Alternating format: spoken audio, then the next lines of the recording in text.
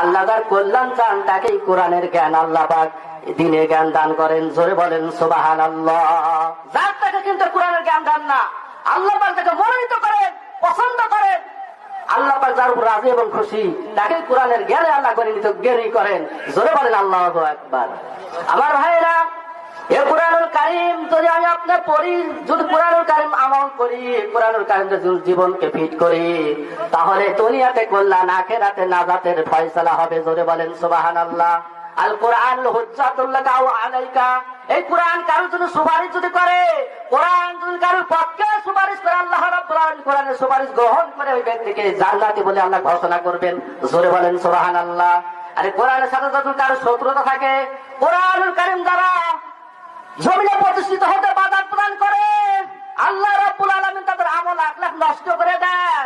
জোরে বলেন নাউজুবিল্লাহ। সূরা মুহাম্মদ